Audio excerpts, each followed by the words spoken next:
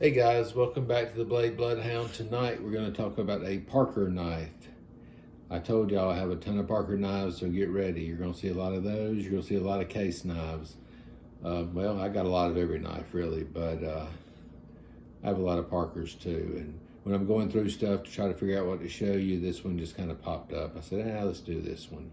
So this one is called a Little Bandit. It is a bone-handled knife. It's got a cool little story with it in a way. I will tell y'all that.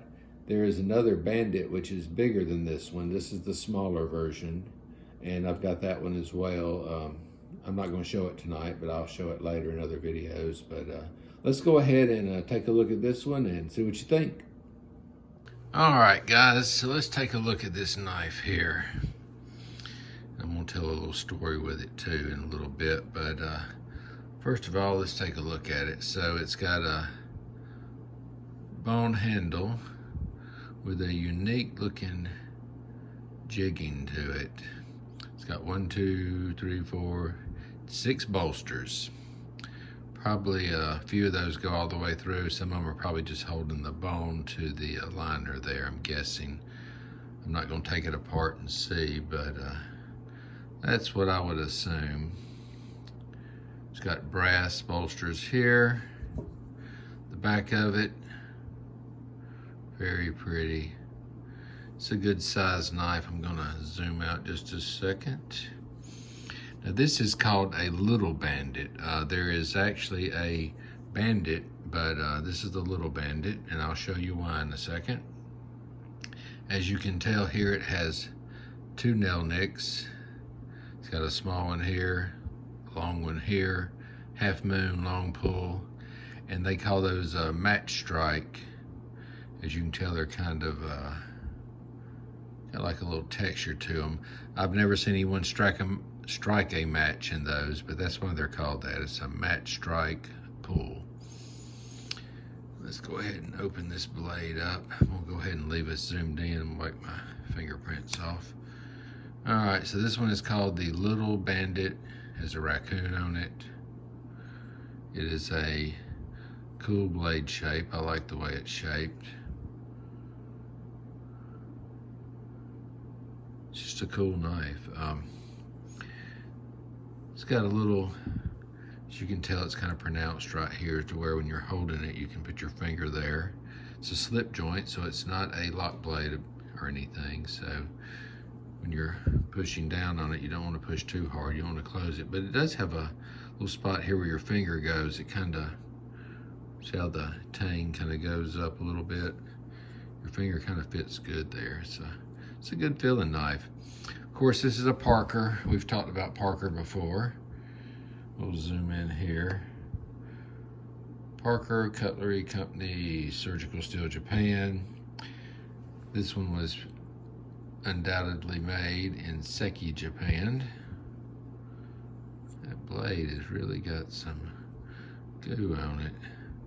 But the interesting thing about this knife, well, it's kind of sharp. I didn't realize how sharp it was. I just about ran my finger over it and I didn't think it would be that sharp, but it is. It's got a good snap. When you open it, good snap that way. Got the brass liners there. Stainless steel back spring, which is interesting because I'm going to show you some knives later on that actually are not stainless steel back springs, and you'll notice the difference. But anyway, it's a cool knife. So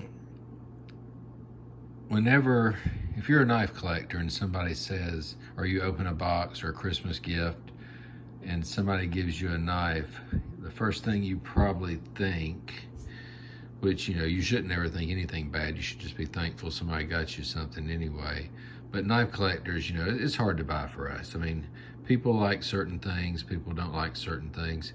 Anyway, this was given to me as a gift from someone, a Christmas gift, and this person does not know knives at all.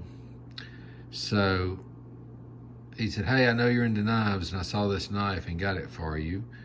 And he gave it to me, and I opened it, and I said, oh my gosh, that's that's a Parker. You know, I'm a big fan of the Jim Parker knives. So, you know, I was kind of excited. I was telling him, I said, I was pushing that because I noticed that blade. You see how that blade sits? It's almost close to it, but that's not a big deal. Sometimes they're centered perfect, sometimes they're not. But anyway, so I said, oh my gosh, that's a Parker knife. That's really cool. I said, you know, I love these knives. I love the bone, and you know, I said, it's a cool knife. I said, it looks great for its age. And the reason I said that is because, you know, Parker knives are older knives.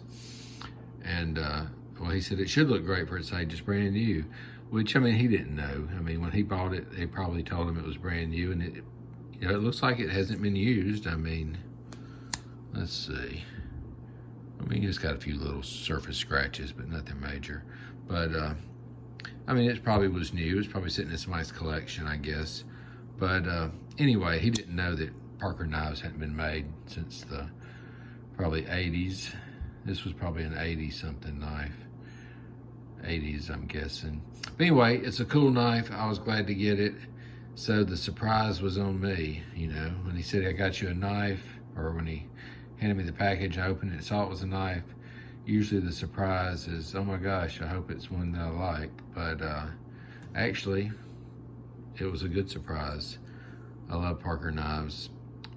So anyway, I have one of the bigger ones. I think I've got one of these too, a smaller one as well, another one. But when I was going through my knives earlier, I saw this one up there and thought I'd throw it on there in case y'all hadn't ever seen a little bandit. It's a good feeling knife. It's a good size knife. It's great in the pocket.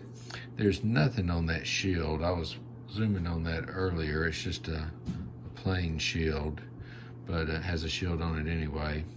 But it looks good. I like it. It's a cool knife. Anyway, guys, like, subscribe, tell your friends. Come back tomorrow for another video. Until I see y'all again, y'all have a great night.